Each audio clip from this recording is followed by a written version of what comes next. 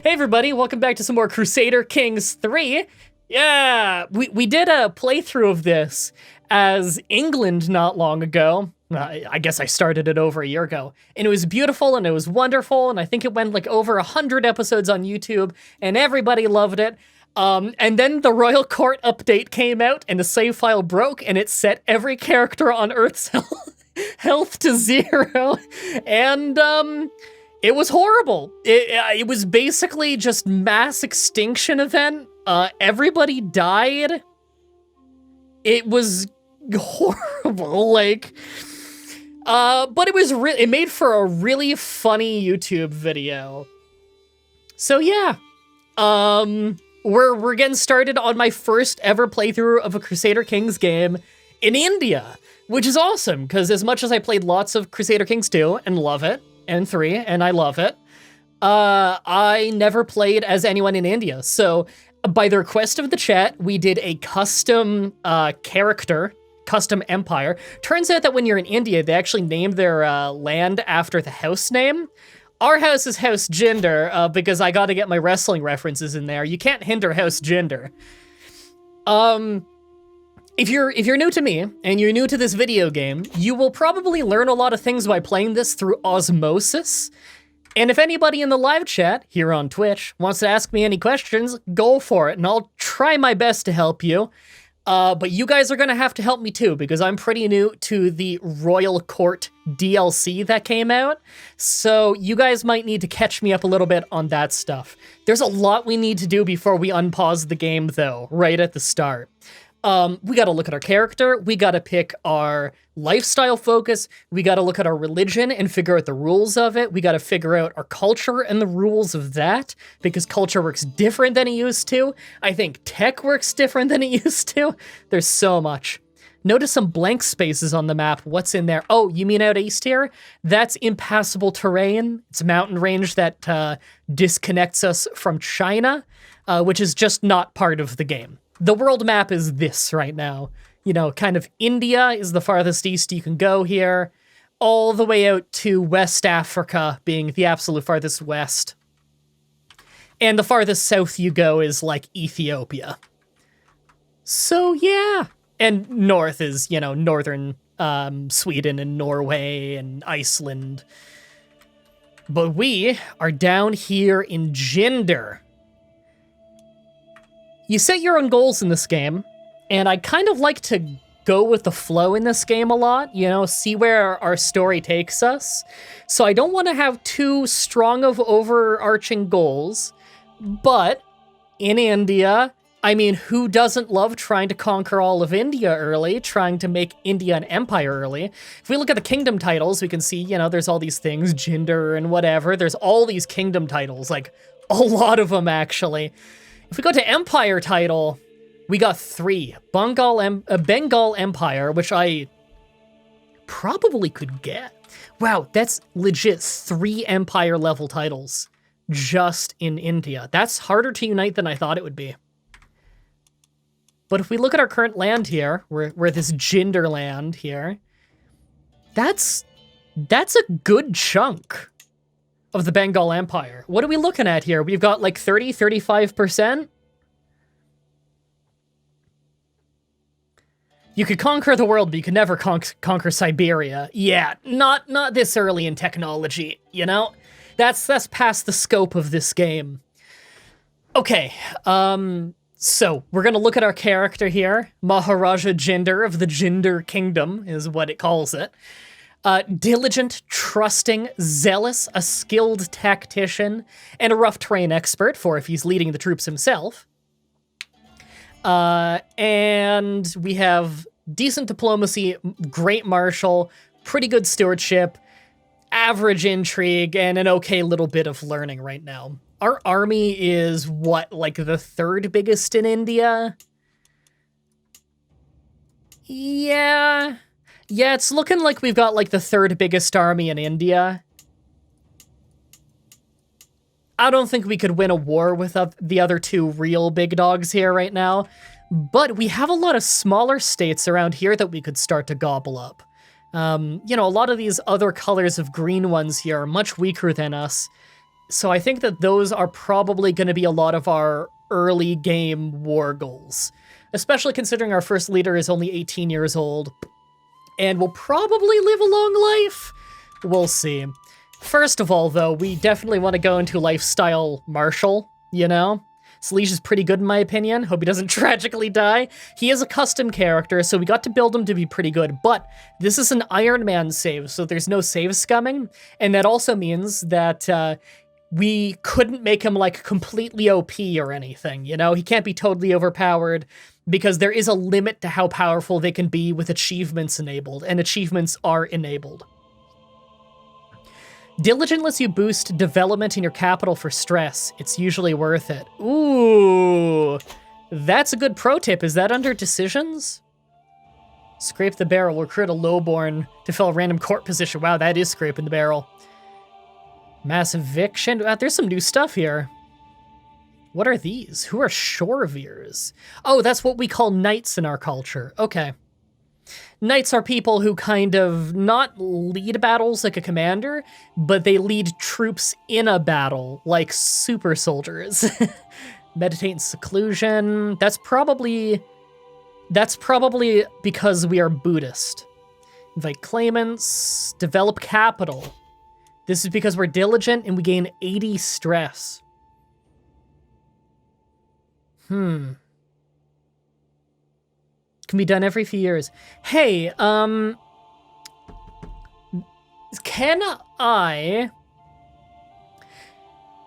I take this when I have an event in front of me where one of the results is lose stress? So I could do this, gain the 80 stress, then click the other thing and instantly lose some stress. That would give me a little bit more wiggle room in case a negative event happens. Yes, says Tombo Breaker. Hey, we're already discovering the meta. See, you're already learning stuff watching my terrible ass show. Go on a pilgrimage. Oh, that's another holy site thing. Yep. Call a hunt. Can we do feasts? No, we can't do feasts though, right? Oh, we don't have enough money, but we can do feasts. Gotcha. Now, I was worried feasts would be negative because when we were off air, I was trying to read a little bit about our religion. It's a Mahayana. Don't know if I said that right. My Indian viewers can correct me. Just so I know who from the chat's from India right now. I know we got a few of you. Let's go over our tenets and everything so we understand, like, what we're dealing with here. This isn't like when we were living over in Europe in the last file where basically everyone was Catholic and everyone kind of got along and had the same religious ideas.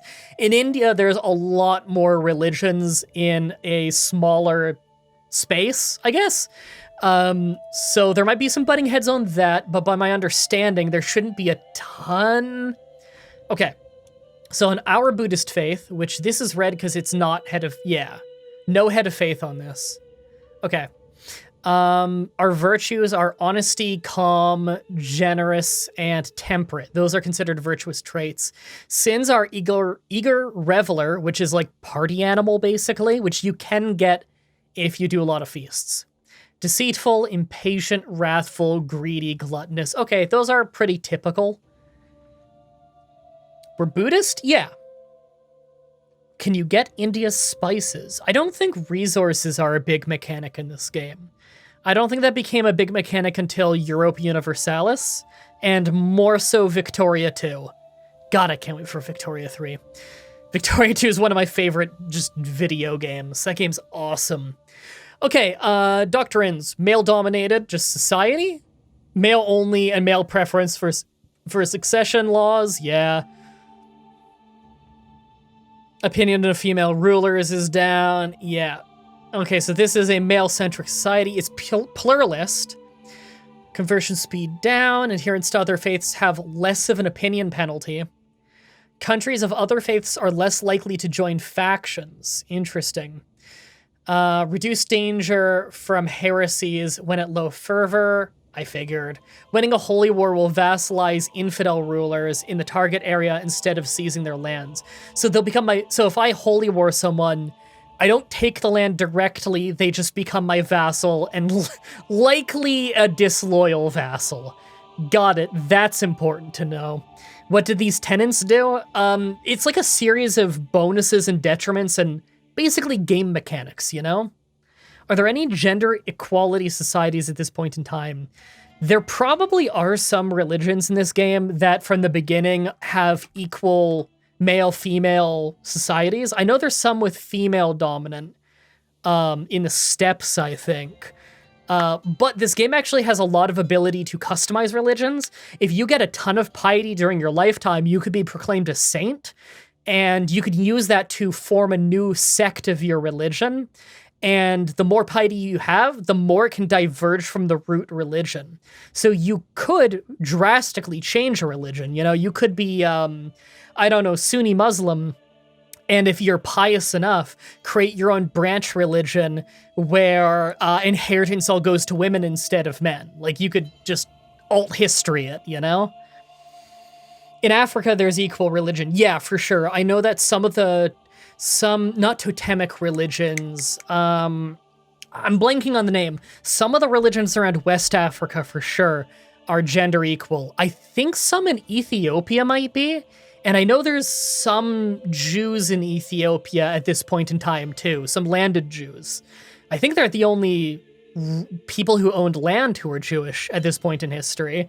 At least that's what CK2 would lead you to believe. Anyway. And we are a theocratic society, so temple holdings are held by priests. Got it. Okay, I kind of figured. Marriage type, polygamy, yeah. You can have up to 4 spouses. Having too few, you'll have a piety penalty. Interesting. Divorce is always allowed. Okay, you spend piety to do it, but you don't need, like, extraordinary circumstances. Okay. Bastardry, no bastards. All children are legitimately equal. Okay, so even if they're born out of wedlock, they can still inherit. And cousin marriage is allowed. For crimes, same-sex relations are fine. Male and female adultery are shunned. Dynastic kinslaying is criminal. Witchcraft is only shunned. It's not burned at the stake. Cool. A lot of this is only shunned or accepted, actually. This is already, on the crimes doctrine, this is much more relaxed than Catholicism at this point in history. In Catholicism, a lot of this shit is straight up a crime. Clergy doctrines, alms and pacification. What is this? All clergy get a little bit less money, but they're more popular with popular opinion, which is like, what do the peasants think of you? Honestly, I think I'm fine with that. Whatever pacifies the peasantry, you know? You guys have heard me, you guys have seen me play all these Crusader Kings games. You know, I'm all about that internal stability.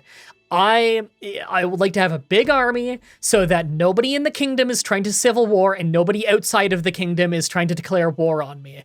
Peace. Sustained peace. When there's a war, it should be because I'm conquering a neighbor. Whatever keeps the fighting off of my lands. I don't want my people getting ravaged. Clerical gender, either. That's cool. Okay, so temple holders can be male or female. That gives us a much wider selection when it comes to... well, I was going to say that's a wider selection when it comes to having competent priests, because you got a wider talent pool to pick from. But because it's theocratic, we probably don't assign the priests. So that might not help us. Clerical marriage disallowed, so the clergy can't marry. Clerical appointments, spiritual, and for life. Okay. For life. Special doctrines, multi-religious interweaving.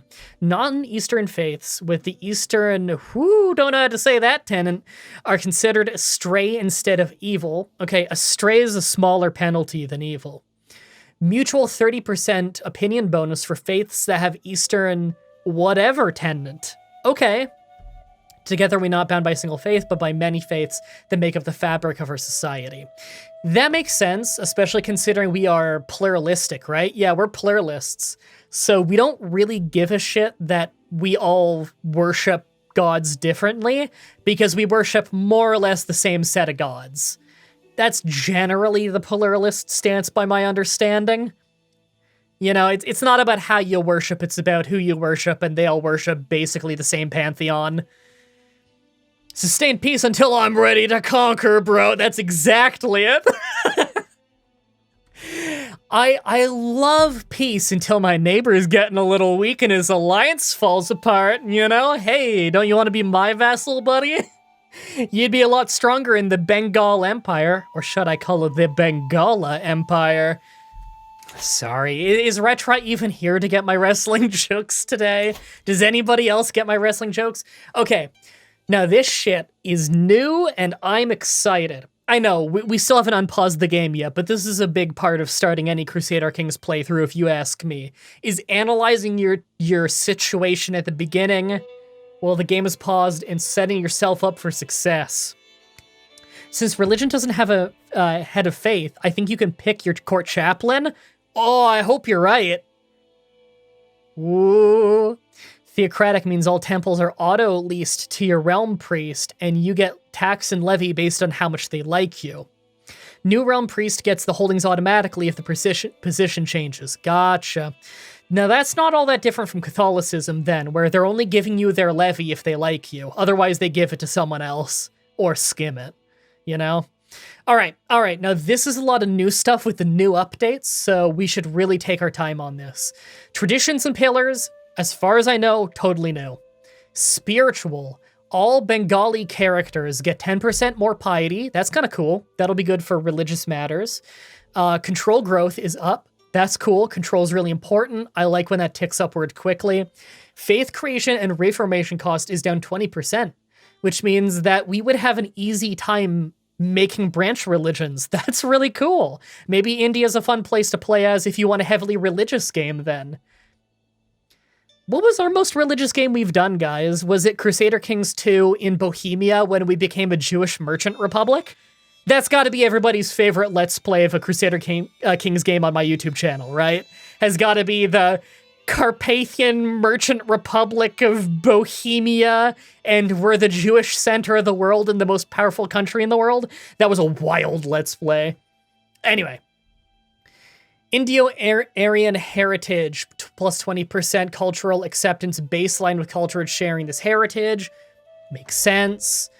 Mah-Dry-Bread language. Now, I don't know if I'm pronouncing that right. Indian viewers might have to help me with that one. If you make a new religion, I strongly recommend making witchcraft accepted. Oh yeah, I'm gonna make witchcraft accepted. That sounds fun! Oh yeah, I was also the Sheikh of Mecca, and I made a Muslim empire in CK2, but that also died from an update they did, just like the CK3 playthrough. Ugh.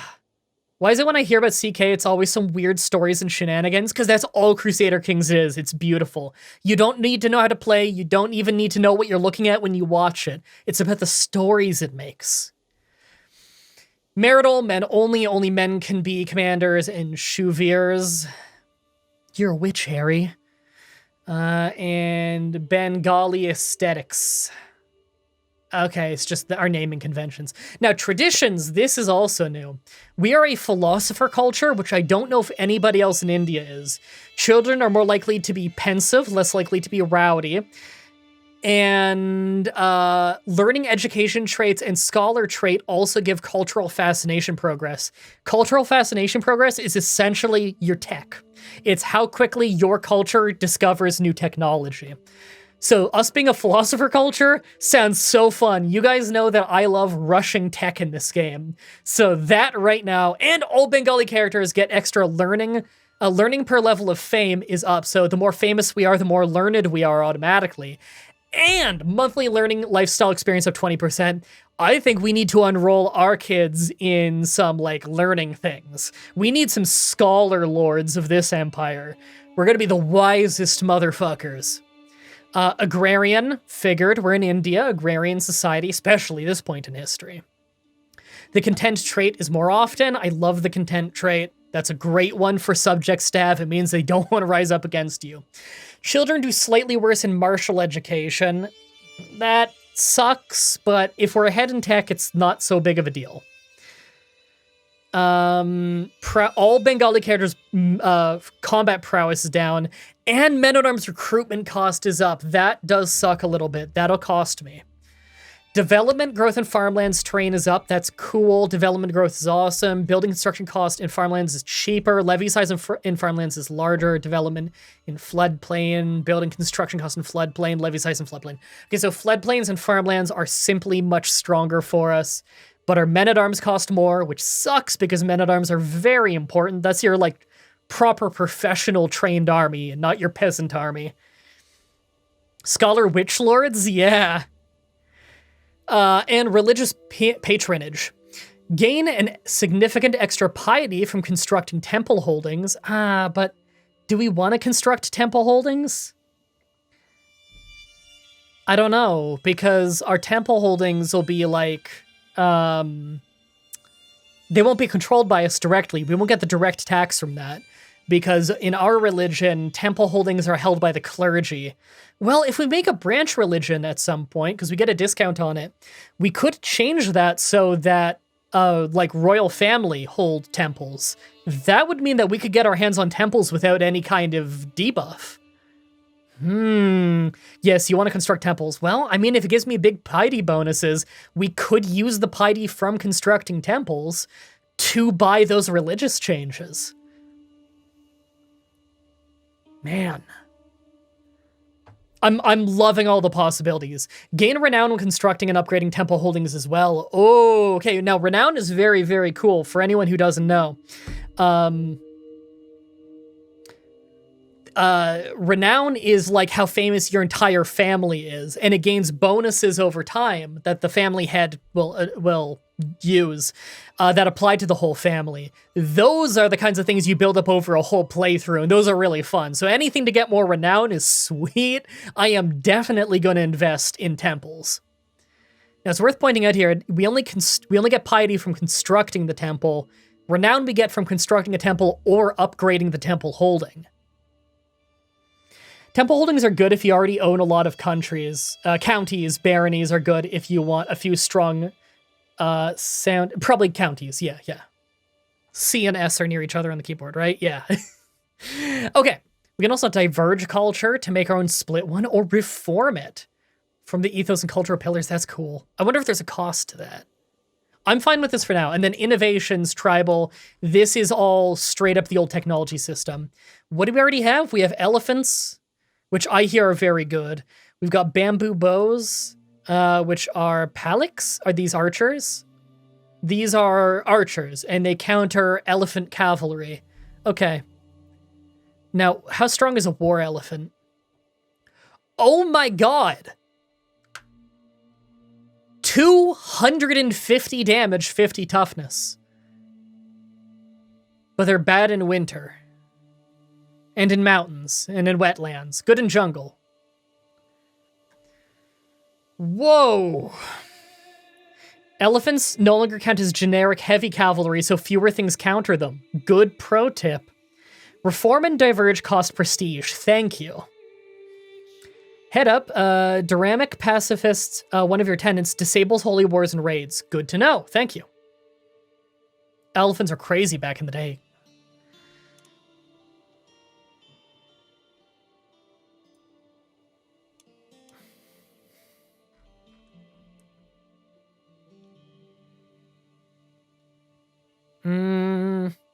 Okay, so we already have almost every single civic one. This is crazy. Yeah, we actually start off with, like, way more technology than the English do. That's crazy. Okay. We already have almost every civic one, either than Casus Belli, which is for getting Casus Belli's cause for war, you know, conquering land. I consider that to be a little bit of a low priority technology usually. I usually want, like, you know, Gavelkind and public work and stuff first, but we already have it. Ledger is domain limit, which I am never going to complain about, but we actually have a high domain limit right now. We already have onagers, which is our basic siege, which I would probably rush if I didn't have it. Mustering grounds is sweet, quilted armor. Levy reinforcement rate's nice, but I don't know if I want to rush it. Barracks is definitely useful. That's military buildings for tribal age, which we're in. And fortification buildings. Well, fortification buildings, some of those do make us some money as well. I It takes time to reform traditions. It's based on how far your culture has spread. That's interesting. And there's a 50-year cooldown on reforming. Before reformation's finished, before you can start another reformation. Got it. Okay, well, I don't actually have many choices for text here. There's only 5 to pick from. Domain limit is really sweet, but I think I want the buildings first. So barracks and mottes are the most important to me. And I think I'm going to start with barracks. Normally, I would start with mottes because defense is nice and gets me a little bit of money. But if I have a large levy size because of a lot of like barracks and military buildings, that's a deterrent that will keep the other kingdoms from wanting to declare war on me. So I think we're going to pick that as our first cultural fascination. The fastest way to tech up is to focus on the tech with a blue glow around it. What is the blue glow? Do I have one with a blue glow? I do not seem to have one with a blue glow. Okay. Okay, you can grant vassals to rightful liege. What is this? Vassals that are not the rightful liege give you fewer resources and have a reduced opinion of you. Sometimes it's best to grant these vassals to the rightful liege, presuming that they are also your vassal. Sometimes granting a vassal the rightful liege means that you earn less, but is usually worth to grant them anyway. The rightful liege will have a steep opinion penalty towards you for holding a vassal they think is theirs. So, which ones are they having issues with here? Because I don't want to, like, lose out on my land, you know? Okay, well, that guy doesn't like me.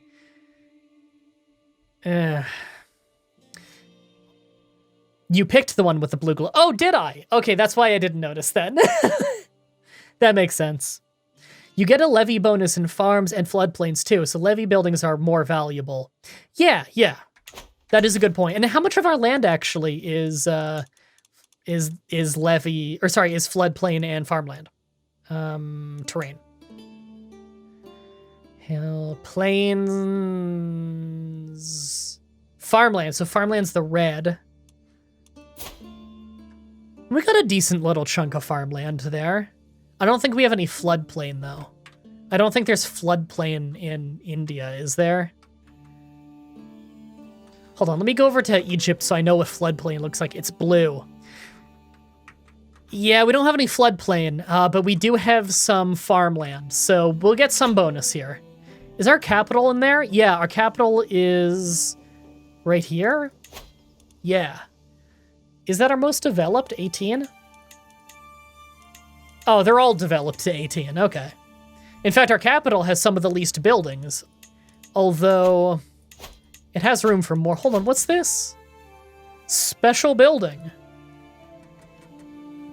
I wonder what such a special building is.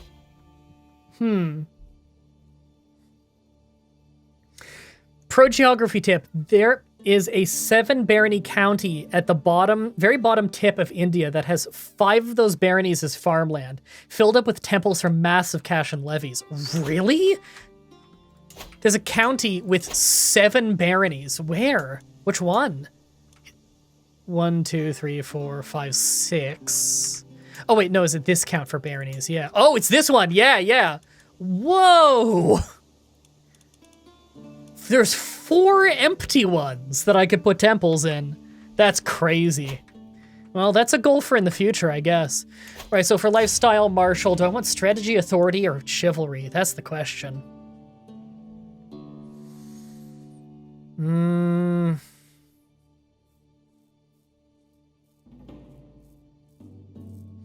Authority focus for control growth is nice. Dread is kind of nice, but I would have to do something to get the dread. Although, you know, I just get a few points in Overseer and that would work. I mean, like, what, 1 point in Overseer is natural dread 15. That would at least get total cowards to just never go up against us, which is a surprising amount of the population. Control is good if you're conquering, that's true, and we are a military leader. I figured we'd get a lot of our conquering done early. You know? Chivalry until you're married? We could. I'll probably get married, like, right away, though. Strategy focus is the most martial skill, which is obviously useful, but our martial skill is already quite high. And we're stronger than our neighbors. I think I'm gonna go authority focus for now. For control, dread, and martial, and the first point in serve the crown for the natural dread and control. Having a little bit of natural dread is pretty sweet. Again, just so that total cowards never give you issues.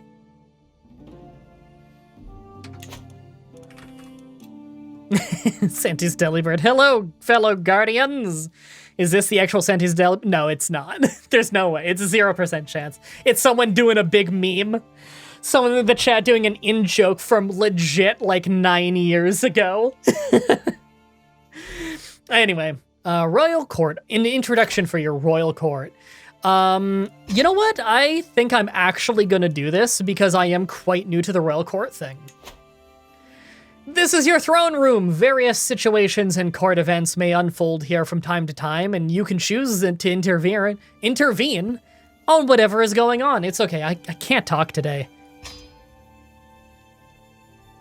Hold court.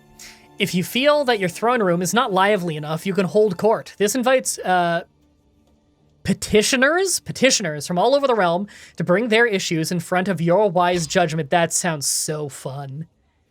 I thought that this DLC sounded so fun when they announced it, and it looks fun. Sorry, what is this? No one may want to come to your royal court if it's not well known. Let's take a look at the court grandeur. Open the court grandeur tab, highlighted. Where am I looking? Top left. Your grandeur level is a measure of how famous the court is. Various factors contribute to your grandeur, but the primary sources are amenities and court artifacts. As your realm becomes larger, you'll be expected to have reached a higher grandeur level. This is known as grandeur expectation. Okay, so if I'm an emperor, there's probably higher expectations than if I'm a count. Got it. Court amenities. Amenities are various services and conveniences you provide to everyone who attend your royal court. Each provides its own benefit and all contribute to grandeur. They all cost gold each month, so take care not to overspend. Okay. Holding court fires off 3 events right then. They're mostly good, though some come with the danger or cost to avoid danger. You will never be forced into a do or die event with it. That's good to know. I'm not gonna have a complete disaster because of it. Okay, so all amenities cost gold. Gotcha, so this is a monthly upkeep. That's cool, because I sometimes found like there would be points in time where I'd manage my finances well enough that I didn't have anything to spend money on. Court types and court language. If you want to go deeper into grandeur, you can explore court types and court language. Yes. Well, Megdi sounds like it makes sense for court language, considering it's the language that everyone speaks in the country I currently rule. Another look at court artifacts. Now, this is supposed to be like the artifact system for CK2, right? Yeah. You can choose with which artifacts are displayed in your royal court. Court artifacts are special artifacts such as statues and tapestries you can put on display. Do I have any? I do. Jinder House Banner. I have 2 of them. I guess they only last so long, 75 years. Prestige and Renown. I see no reason not to use these. There we go.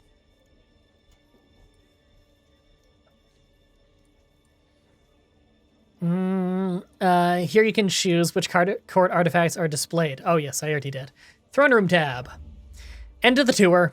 Oh, is the throne room tab just for looking around? Hey, look, you can like see 3D models of all the people, you know?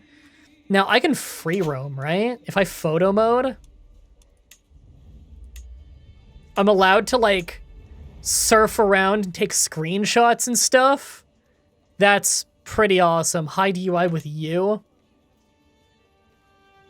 Look at that. I could, there we go. Look at that. I can do that to, you know, get a screenshot for the first episode and everything. That's beautiful.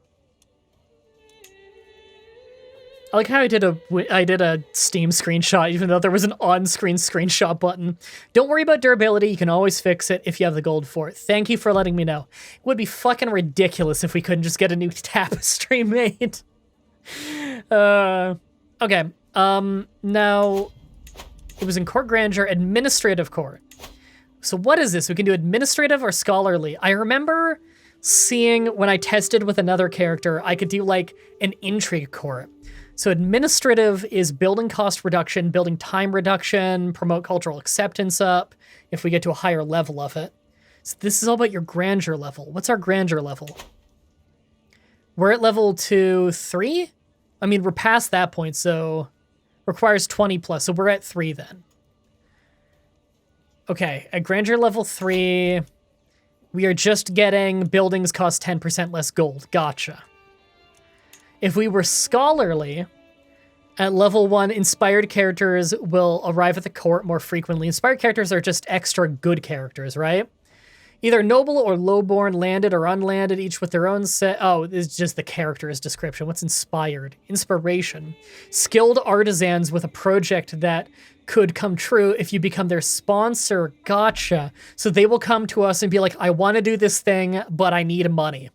And I can choose to fund them and get some kind of bonus. Gotcha. I'm going to stick with an administrative court for now, but in the future, we might change it to a scholarly court. Inspired characters are inspired to make artifacts, says Marinary. Okay. Didn't know you could get this detailed. I know, right? They're always adding new cool stuff. Okay, we're making decent money a month right now, so we could actually bump up some of these if we wanted to.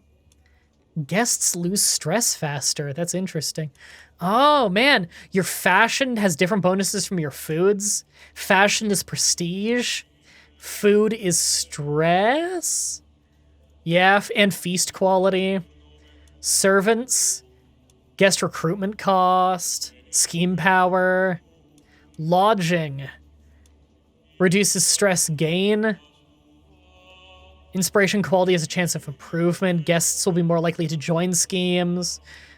This is a cool mechanic. I already like this. We have the 9th best court in the world, apparently. The best court in the world is the Caliph of the Abbasid Empire. Not that surprising. 2nd place, Byzantine Empire. Not that surprising.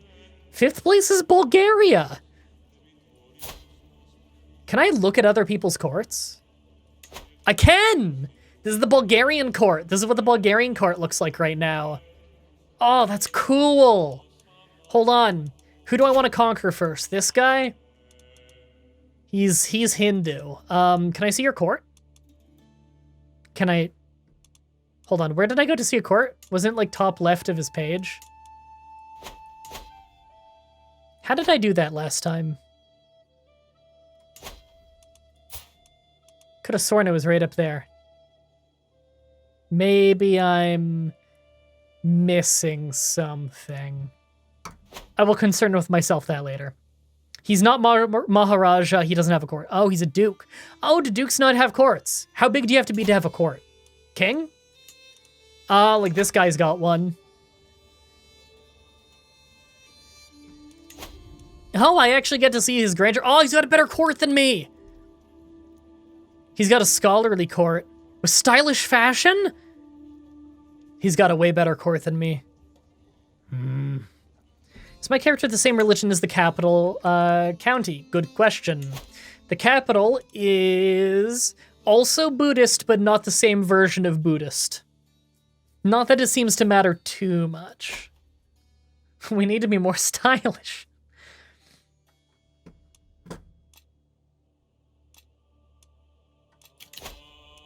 All right, let's arrange a marriage. A marriage of convenience. I want some stats. Stewardship would be cool, and Marshal would be cool. But what would I get out of alliance power? That's the real question. Like, who would you get me an alliance with? With this dude with 1,000 troops? Hold on. The best I could do is 1,500 troops if I marry this guy's 6-year-old daughter. Okay, well, this lady's 20, so she's at least kind of our age. She's up in Punjab. She's not a religion. She's fickle, generous, sadistic. I don't really like her. I could get an alliance. Can I, like, get any good choices? How about this guy? That's also not many troops. Trusting, forgiving, fickle. That's not that bad. Her stats suck, though. Ugh. You've learned more watching your gameplay, my gameplay than from in-game stuff. I hear that surprisingly often. Relevance. So it does recommend I pick this lady, though. Because she's roughly our age, her stats are not bad, although she's sadistic. And the alliance is decent. You know what? Fine. I will send a proposal. That'll be wife number 1. I need alliances if I want to not get war declared on me by neighboring kingdoms. Hold court. I don't see why we shouldn't do it right away. Hire court physician. Now, I do know that this is something new, is that the courtier section has a lot of new stuff, like your food taster, your master of horse. Like, there's all this stuff you can fill out if you want to. All this stuff you can fill out if you want to. And they do get paid. I don't remember if the money actually comes out of our income or if they just make that much more. I know in CK2 you didn't personally pay them that. Powerful agent in hostile schemes against you. Yes. If your physician's against you, you will probably die. That is true.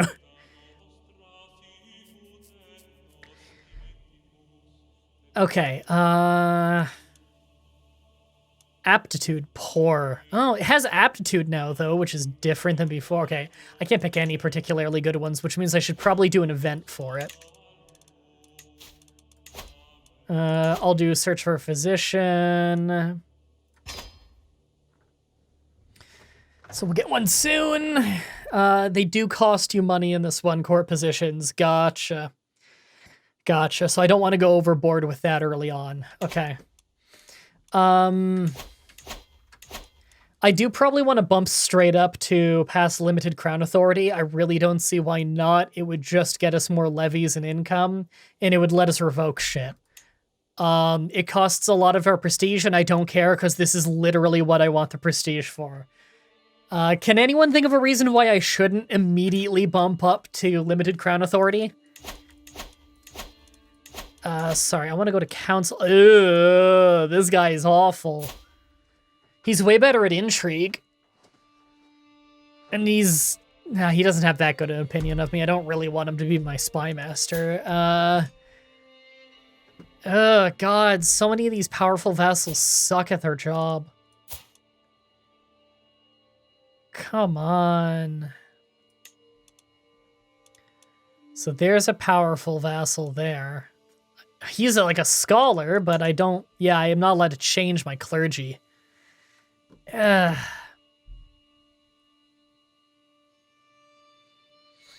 right, I'm not seeing anyone saying that there's a reason to not change my crown authority, so I think I'm going to... Vassal opinion, especially with a new ruler. Liberty factions could become common. That is true. That is true. Yeah, let's wait until I have a few alliances first for the safety. Good idea, good idea. There's no need to rush it. I could do it in like a game year and it'd probably be way better. Still, our Chancellor is a total piece of shit. Can I just replace him with this guy? He's slightly better at his job. Do I care if this guy doesn't like me? No. No, not really, because he's like really trash at his job. I'm just going to give it to someone else who's a powerful vassal. So, I guess it's got to be this guy? Is anyone else a better candidate here? No. Okay, it's this dude. Now, what are these new things I can do here? Bestow royal favor. Prestige, vassal prestige gain, inherit vassal opinion, and inherit internal war. Huh. Domestic affairs, foreign affairs. Foreign affairs still gets prestige, okay. You get less prestige from bestow royal favor, but vassals get more prestige. Why would I want my vassals to gain a bunch of prestige? Is it to a specific vassal that you can do this? The vassal opinion does go up to 100 in total. So you could use this to basically bribe a specific vassal. Okay. Rather than domestic affairs, which is just your vassals in general. What do my vassals think of me? My vassals, well, one fucking hates me. Most of them are on the fence. So I think I want to do domestic affairs, so we work on getting them to like us just a little bit more. Bestow favor gives court grandeur. Interesting. Religious relations. I might want to just start fabricating a claim. I could just subjugate him. Oh, I'd need like tons of prestige for that. Okay, no, I do need to cast a spell eye then. Okay. I will start on that. What is this guy's capital? Right here? Okay. I want it. Promote cultural acceptance. Cultural acceptance increases. Okay. Increased development growth, opinion, cultural acceptance boost if they do well. There's also another one down there. Convince de jure territory. Court grandeur needs to be level 6 at least. Okay. Is that like convincing a nearby country to join us? Manage royal guard. Knight efficiency goes up. That's kind of cool. I will stay on organized army for now, though, because it makes our levy larger. Because it increases the garrison size and the levy size. And so that's actually quite a good deterrent. And this Spymaster can just stay on disrupt schemes for now. I don't like that he doesn't like me that much. I could replace him with this guy who is a better Spymaster, but he hates my fucking guts, and I know even with the bonuses, he won't like me that much. Mostly because he's pissed that I fired him earlier.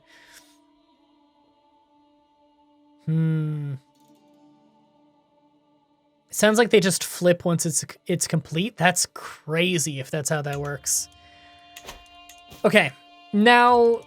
oh, send child to university, but we don't have the gold. Okay. How old is our kid? 2. Does he have any traits? No, but he will likely get pensive. And I hope he does, because I want him to get a learning education. Okay. I can create a duchy. I don't know if I want to do that right now. I don't have the gold anyway. So, handing off these vassals. How important do you think this is? For those of you who have more experience doing that, because on my previous save files, I haven't really had to hand off vassals much. It simply isn't something that's really come up. Like I said, I'd be handing this vassal over to him. Right now, he's my direct vassal, but he's not paying me much as a result, right?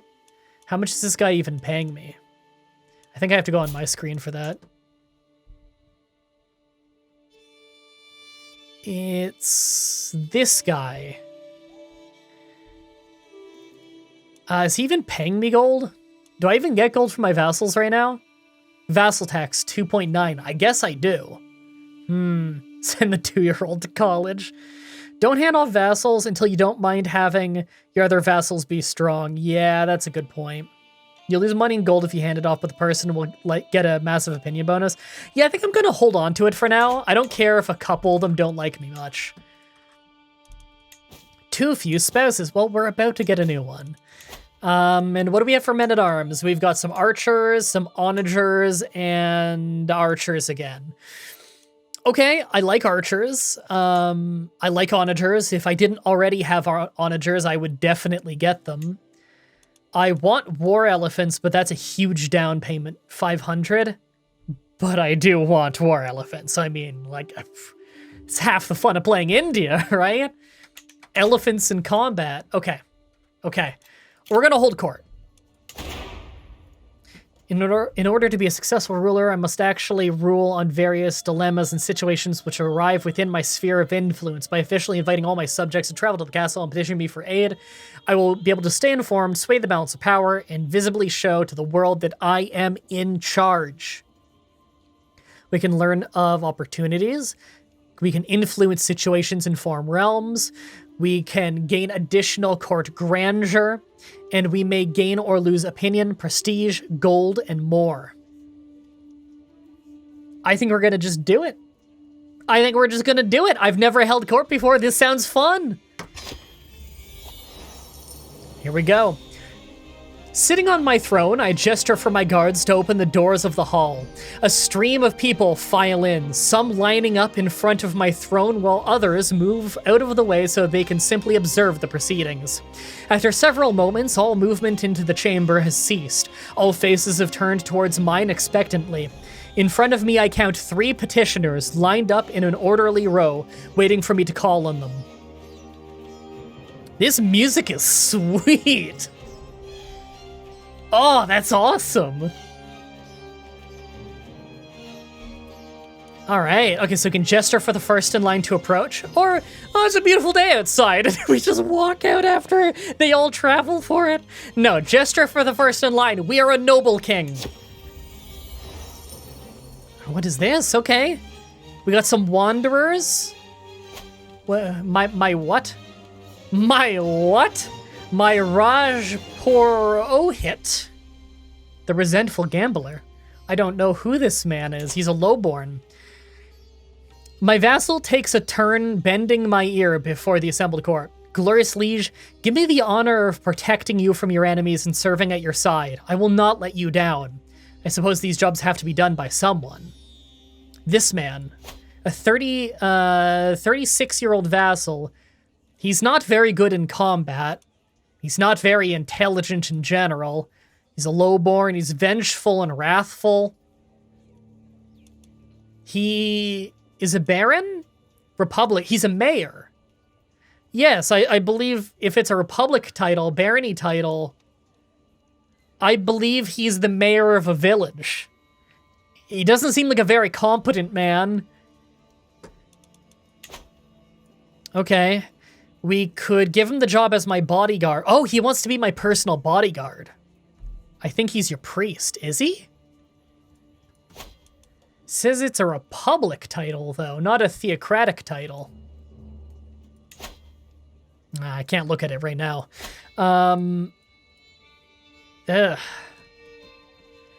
Yeah, I don't think I want this guy to bodyguard. He doesn't even like me that much.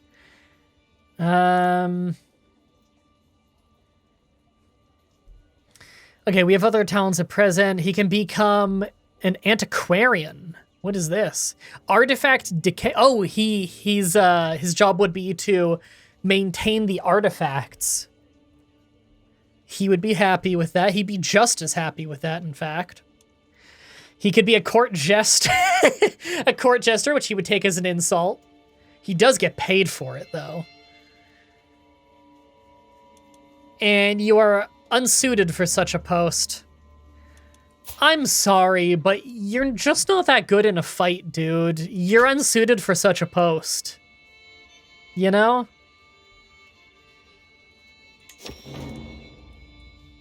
A peasant in front of me seems to explode with excitement. My lord, the miracles, the holiness, we have been blessed. Her enthusiastic ramblings are confusing, but I finally get to the gist of it. She wants me to sponsor the cult of a local saint who recently died in Gobpum. Blank was a miracle maker in life. Oh, this dead man. He was a mystic. He was a possessed, frail... Oh my god, this guy is a mess. Okay. Miracle maker in life, known for only eating wild berries all of his life and preaching to the birds. His tomb is attracting devoted visitors from all over the realm.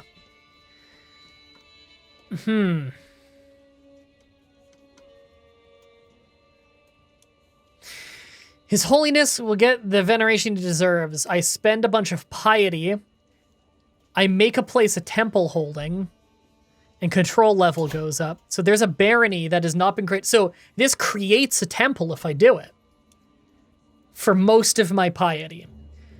I could kick her the fuck out. Eradicate this blasphemous nonsense right away. Like, kill? It doesn't say it kills her. I would gain stress, but I would lose more stress. Control would go down. We would gain a lot of dread and gain a lot of piety.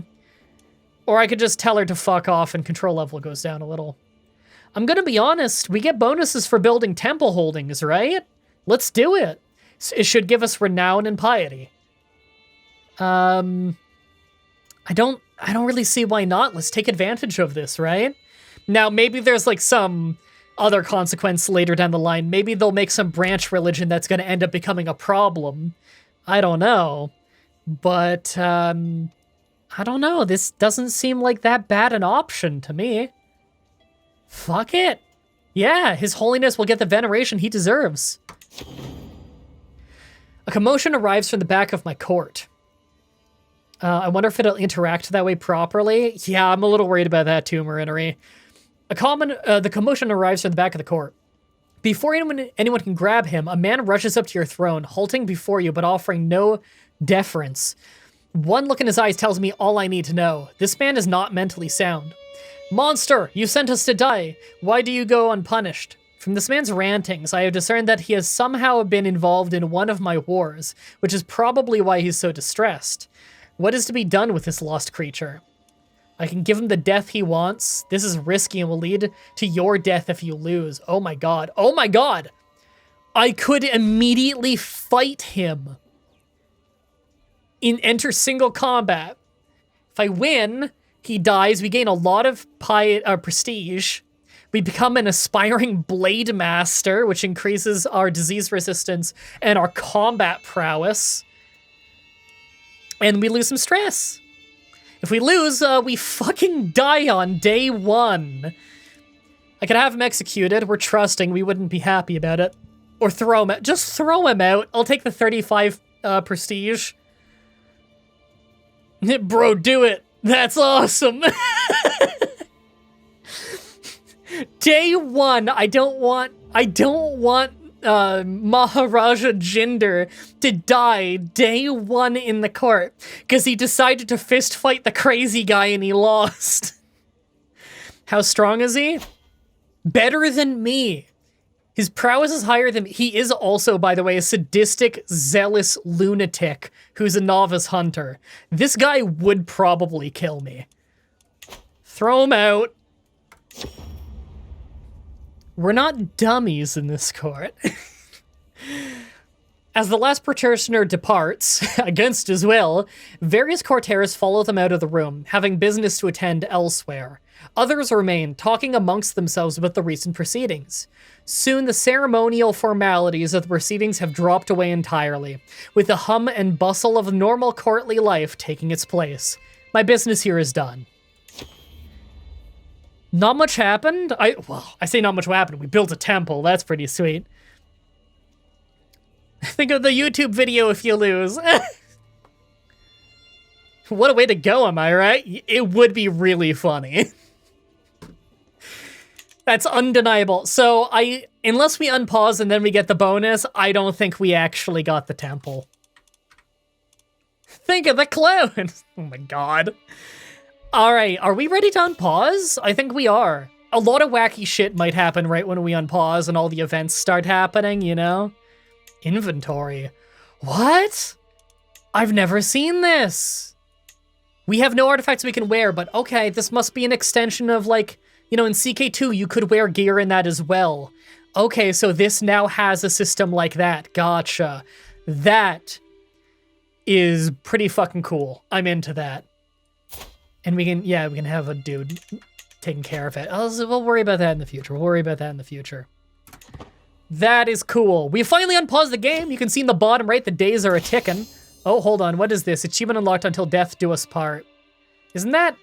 We have that. I've had that for ages. I don't know what that's all about. Oh, gladly accept the marriage proposal. Hey! We got our first wife. Now, we still have too few spouses for our religion.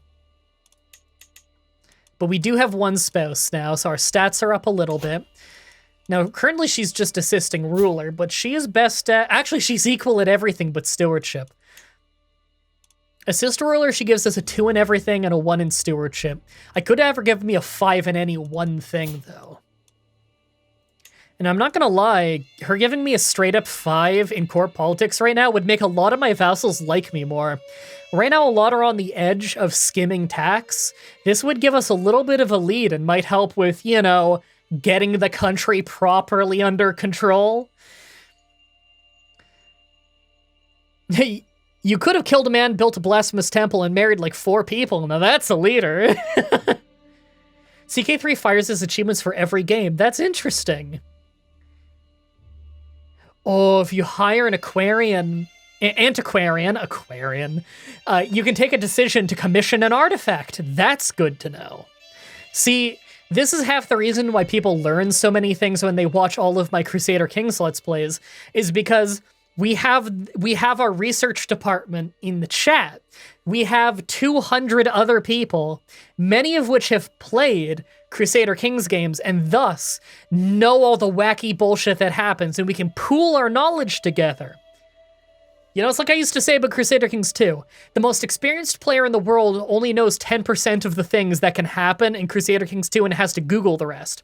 So when you have like 100 people there that have all played the game, they can pool their knowledge, and together you can figure most things out. Definitely convert her religion. Yeah, can I convince her to real easy? Learn language scheme. What is this? We learn her language if we do it successfully. I mean, I don't see a reason not to. Yeah, I don't see why not to. It would make people who speak that language like me more, right? That seems like a new mechanic. That's really cool, actually. Demand conversion. She will accept. Sure, that'll give some bonuses. Do I have to, though? She is Hindu. We consider each other astray, which is honestly not that big of a penalty. Now, what is the bonus for us being of the same religion? I don't even... fuck it, just do it. We'll see. Will this go up or down? Up! She converted, and the approval did go up. She wasn't even mad about it. Okay, cool. Well, that helps our relationship and hopefully helps us with having more kids. And we still don't have enough wives for our religion, so let's get on getting some more marriages. Again, I want alliance power again, probably. Now, this one was another one we were considering. She's not as talented, but that's fine when she's not wife number 1. I think only wife 1 contributes stats. Yeah, we'll marry her for the alliance for sure. Send the proposal. She's a stray. I don't know, man. Tough call. Now, excuse me while I build a temple to a local crazy man who's only spoke to birds. Good point. Court physician. Okay, we can pick between these two. Now, this guy's actually a physician, and the other guy is a diplomat. I think I'm leaning towards the physician. Now, we had to pay him 70 bucks up front, which is half of the treasury. But I'm pretty sure that having a real court physician is unbelievably important. So, yeah, I'm hiring a real doctor. I don't want a fake doctor. Okay, that's another alliance secured. Now, what are our troops now? If we look at our troops with alliances, we got 4,500 troops on hand. At the beginning of the game, 1 month ago, we had 1,700 troops. So we've more than doubled our troop count by getting these alliances. Assuming, of course, these guys honor their alliances and actually back us up. Whereas the other 2 kingdoms don't have these alliances yet. We officially have, with alliances, hypothetically, the largest army in India. But again, that relies on our allies actually pulling through. So we need to do some diplomatic maneuvering to make sure that those ties stay and that we stay powerful. I don't think either of these dudes are declaring war on us, though, while we have this big of alliances. Can you check his aptitude? I want to see how much that trait factors in. That's a good call. Medical treatment. Do I, like, click here, or do I click replace? And is he on the list? Aptitude, good. Here we go. So his aptitude is considered good, and he has a level 3 renowned physician lifestyle trait, as well as a learning of 17. I believe learning has some effect on your aptitude for being a doctor, but the largest thing is obviously being an actual real physician. I do know that if you can't find a real physician, though, people with high learning are your next best thing. Like this guy here, he's poor aptitude, but he just has really high learning and he's a mastermind philosopher, which gives him some kind of bonus. Not as good as being a real doctor, though. Court tutor. Have children study language interaction. That's cool. Oh, right. Speaking of study language, let's take this as an opportunity to learn our wife's language. So that's a cultural scheme, is that? There's like the candle, which I know is the culture symbol. Am I allowed to have... So, oh, that's a personal scheme. Okay. Hostile scheme, personal scheme.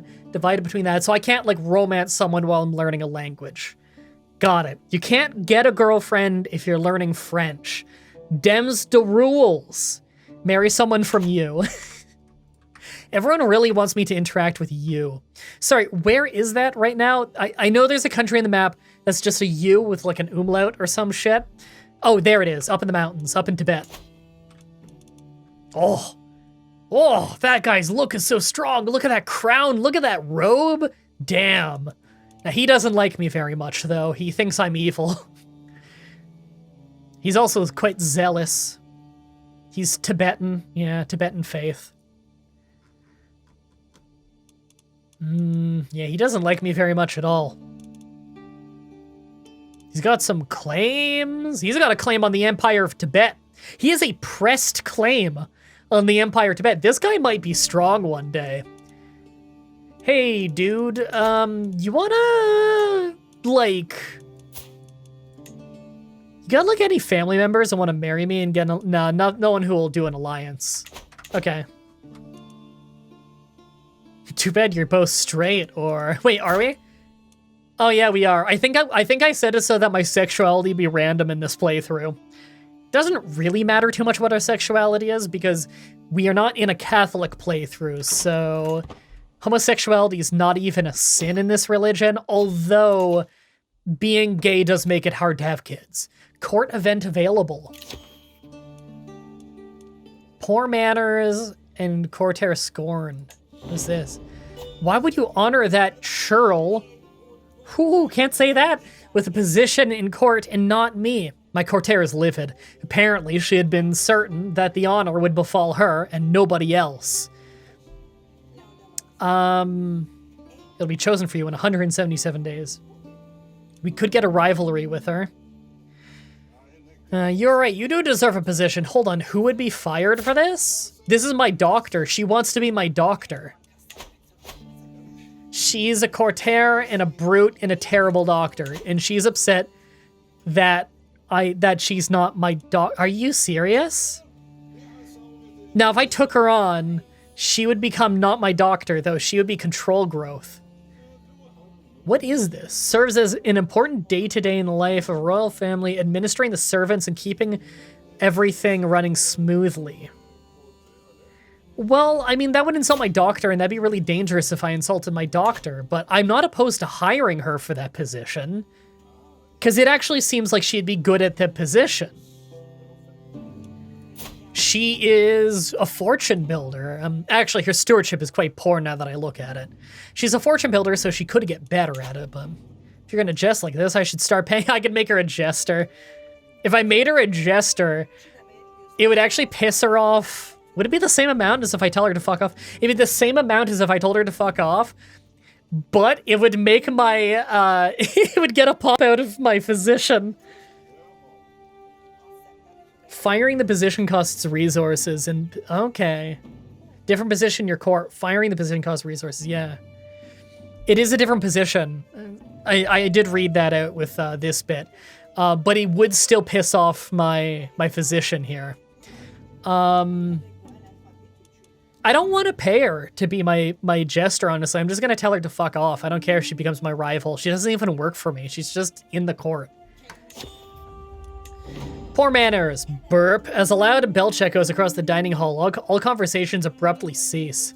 My Oh, whew. Gotta figure this one out. Porit? Don't know. Pats the stomach and grins. Better out than in, my dad always said. Fuck, dude. Various courtiers exchanged incredulous glances before my wife looks directly at me and exclaims, "My Maharaja, that was wholly inappropriate. Certainly, you must agree." Oh, Jesus, why did she have to say something? Okay, he's a man, let's treat him as such. Okay, it wouldn't piss anyone off. He'd be happy about it. We'd lose a little court grandeur. I don't know how much 14 is, to be honest. I don't know how steep that is. Sorry, this guy's unlanded. Do I really care what this guy thinks?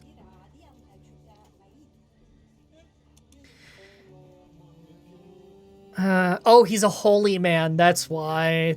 I would become super, super stressed if I told him to fuck off over this. Yeah, that's a holy man. He's a priest. Yeah. Haven't we all let loose before? Court grandeur would still go down. We could get a friendship with him, but it would disgust our wife. We're just gonna bring up that he's a priest and leave him be. I don't like the loss of court grandeur, but fuck, that took us down a few pegs. It'll go back up. Fuck, that's rough. I would spend more on my court grandeur, but we need to build up a bit of a reserve so that we can A, develop our lands, and B, have a bit of money in the coffers in case we need to hire mercenaries for anything, you know? Make him a jester. Everybody just wants me to make everybody jesters. Can't blame you. It has almost climbed to 30 degrees Celsius in this room, by the way. I don't remember if we were talking about this before the recorded part of the stream or after, but damn, this room gets hot. It's like 10 degrees Celsius outside and it's 30 degrees in this tiny-ass recording studio. I call it a recording studio. It's my home studio, but it is soundproofed. All right, 10 levels of grandeur makes a level, so level 10 is 100 grandeur. Okay, thank you for giving me the ratio on that. I appreciate. So hold on, actually something I'm curious about here. If we look at our culture, you know, we're philosopher culture, religious patronage, and agrarian, right? Those are kind of our main things here. What about all of these other cultures though? Like Punjabi, this is communal. Same culture mercenaries cost less, close family opinion up, and their holdings are cheaper to build. Marital ceremonies, so more skills from spouse. Counselor tasks up 25%. That's really cool. Can't divorce. That's interesting. They're also agrarian and they're storytellers. Guardians of this culture are more effective, but scheme secrecy is down, so they have a harder time scheming. It's cool. Those are cool powers, but I like Bengali more. Is anyone else here a philosopher culture? Warrior culture out west. Refined poetry. There's a lot of different cultures here. Industrious, stress gain up, but building time down. Gains development growth when a building is constructed up to once a year. That sounds kind of good. I think we're the only philosopher culture here. It seems like it. Mystical ancestors. Huh. Himalayan settlers. Wow, so yeah, we're the only philosopher culture in India, it seems. That's cool. Industrious is broken. It sounded pretty powerful on paper just reading it there, I'm not gonna lie. Okay, let's run the clock a little bit more. Decisions, pilgrimage. Do you think we should like meditate or pilgrimage early in the game? We have no stress, so maybe I should hold off on meditate. Pilgrimage wouldn't hurt, but at the same time, I don't want a regency and I don't want to lose gold. Do we hinder Jinder? You can switch buildings and have 100 development before the year 1000. That's fucking nuts. That is fucking nuts. You can choose a tech since you're the cultural head of your culture. That's good. It's like I just get one. Develop your capital, then meditate. Okay, I can do that. Scandalous priest. Appalled to learn that my Chancellor was discovered gorging himself on a luxurious feast of baked truffles, fine cheeses, saffron cakes, and spiced wines. The excessive indulgence in the feast has cast a dark shadow on his legitimacy. He is a glutton. He's a callous, gluttonous, wrathful, insightful thinker? Fucking, this guy's a sin. He's not a real priest. Condemn him for his transgressions and give me piety. I don't care if he's fucking angry at me. Oh no, he'll skim tax. It's not a real priest. He's not gonna last. I think Lord Samuel meant pick a tech for research. That's what I thought he meant. Like, you pick one and you get the tech? Or do you mean, like, you pick it and you start getting progress? You can choose a tech. I already did choose a tech, didn't I? Yeah, we're on barracks. We've been on barracks for a little while. Now that I think about it, learning is really good for an Indian empire. India has a lot of different cultures, and a high learning lets you learn more foreign languages. Pick the foreign languages of the most powerful vassals to make them like you more. Good call. Yeah, I think that going with this country is really paying off. Like, is going to pay off in the long run with the whole philosophy focus and the bonuses towards learning and everything. Oh, our wife's pregnant. Hold on, do we still have too few spouses? We do. We have 2 wives. How many do we need to not lose piety? We're considered obscure and renown. Lame. Oh my god, these hiccups are crazy.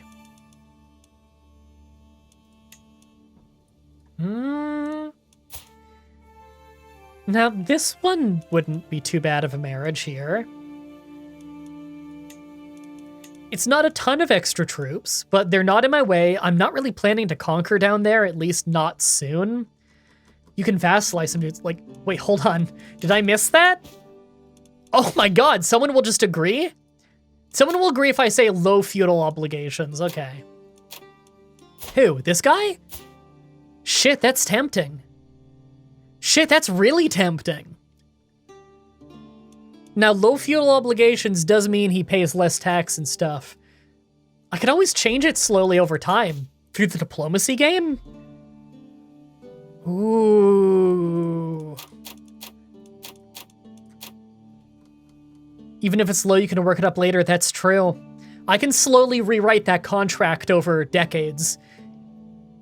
That's a big chunk of land in its prime real estate. In modern day India, that's high population land. I want it. And that land is all part of the empire of the Bengal Empire, isn't it? Yes, it is. I will offer vassalage to that man. Now, Bengal Empire actually does stretch over here. Maybe I will be conquering this land down here. Maybe I shouldn't form an alliance with someone in there.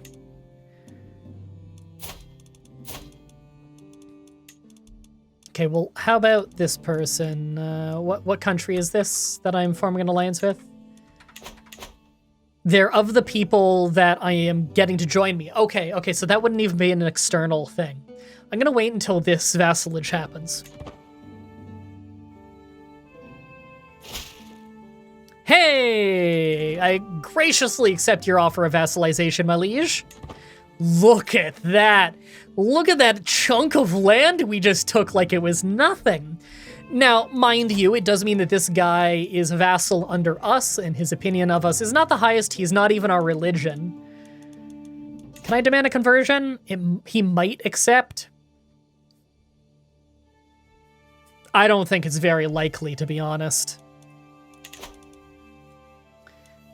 He's not very talented, or I'd put him on my court, too. And he's probably skimming most of his tax because he doesn't like me much, but you know what? I'd rather him in my country than as a competitor. Free real estate, I know, right? Powerful vassals expect council positions. Well, we don't have free council positions for them. Everybody on our council is a powerful oh, except for this guy, that's why. Okay, well, if we give this to a powerful vassal, then the powerful vassals who aren't in the court will stop complaining. But I don't have any powerful vassals that are good for Spymaster. Yeah, none of them are any good for that. The only guy who'd be good at it hates my guts so goddamn bad. This guy. It would get rid of the -40, and he would get a bonus for getting hired, but, like, he would still really not be happy about it. He would only be worth hiring on as my Spymaster, and he'd be very good at it, if I also transfer vassals to him. That would pretty quickly get him to like me, I think. But I hold a de jure duchy that he really wants his hands on, and he's still pissy about being fired from the council, of course. If witchcraft is a crime, you can convert your realm priest to then reveal him as a witch and arrest him, then banish him, so that you can have a new realm priest, even if the position is assigned rather than chosen. As a bonus, when banishing them, you get all the gold they've been building up over the years, and I've gotten over 10k gold from doing it as a Catholic before. That is hilarious. Witchcraft is not accepted in our religion. Witchcraft is shunned, but not banned, right? Shunned. Too few spouses. Okay.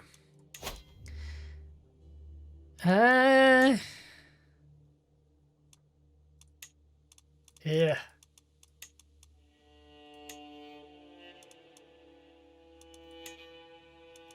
There's not many more marriages I can do for the sake of alliances. So maybe we'll do some of all skills. No, we can do toggle filters. I want traits and heritable. Quick is a good one, sure. Quick, comely, hail, comely, Amazonian, Herculean, holy shit. Huge health bonus? You know what? Yeah, you're one of the wives. Let's get this Amazonian woman as our third wife. Okay, no longer says too few wives, and we can have one more if we want to. Would it get us more piety if we did? Maybe.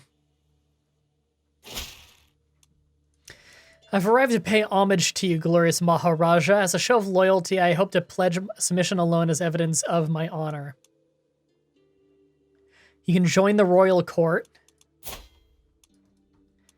Content, lustful, humble, fortune builder. You know, a fortune builder is really good, and the fact that he's content tells me he won't fight against me much. He's also intimidated by us, which means he's much less likely to act out against us. He desires a lot, which is kind of funny. But I will show him in. Homage mortified, I wait patiently on my throne for the arrival, who is soon announced an usher before me. He kneels in deference, offering nothing but his oath to faithfully serve as a vassal of the kingdom. As he stands, he stumbles awkwardly. The court gasps in unison as he falls, ending sprawled at my feet, cheeks flushed with embarrassment. What the fuck? Your oath is all that matters. I could say that. I gain court grandeur, I gain some piety and some renown.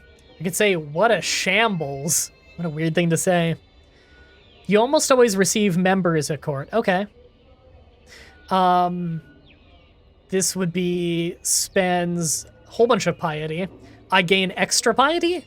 No, I gain the same amount of piety and renown. And court grandeur. He loses some opinion of me for getting insulted. So I can basically just make fun of him and he'll lose more piety. I don't want to do that. Your oaths are all that matter to me. No, if fucking dudes stumble, whatever. I don't need to shit on him for it. He's embarrassed enough, you know? All right. I think that's a really good first episode. We did the first year of the game. We're in December here. There was a lot of rambling, but there was a lot to do and everything. I would continue to go, but it is about to hit 29 degrees in this room now because the door's closed and everything, and I am dying. I also need to get me some food. Oh, ruler in the making. What is this? Our child has become bossy. Oh shit, doesn't that make him worse at learning? Education? No, it just makes him better at stewardship and Marshal. Oh, we'd get a bonus to stewardship, so I think I'm gonna do that. Stewardship's good. Empty council position. Who died? Oh, the Spymaster died. Now I have to pick someone. Oh, God. These guys all suck. These guys all suck. Fuck.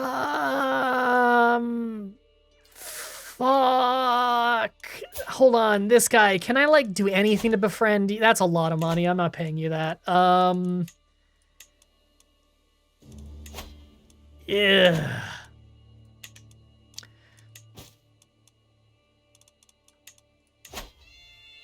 Can I pass vassals off to him? Hold on, this guy... I don't think any of these are him, no. Ugh. Ugh. That sucks. Oops, all the wrong F buttons. It's this one. My Chancellor? Is my Chancellor good? I beg of you, name that baby Nancy Drew.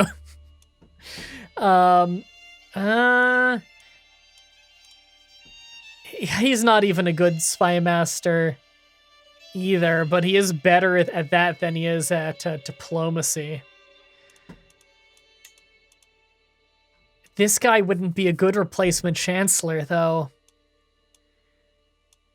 And he's like my only other choice. Oh, this sucks.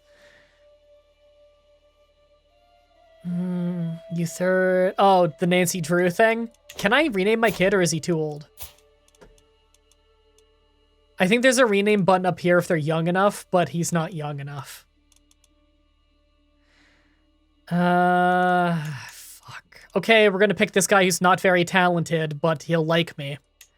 Yeah, that brought him up to positive 18. Alright. That sucks. Alright, though, if you're watching on YouTube, just so everybody's on the same page, I'm going to try and bulk upload these every once in a while when I have time to do them. What I'm going to do is I'm going to, like, record a bunch and stream a bunch to you guys and put it up in the CK3 playlist that you'll find in the description as unlisted videos, so you can watch it early, but it won't be, like, in the video section on the channel, so that I'm not constantly spamming people's sub feed. Every once in a while, I'll set one to public. Whenever I do, it probably means there's either loads left in the playlist, or maybe I've put up more and that's your more or less notification that there's more in there. The reason I do that is just, it's the same amount of footage you would have got anyway, you're just getting it faster so you can binge it if you feel like binging it. Just so it's an option. I don't know how often I'll be streaming this, it all depends on when I'm free.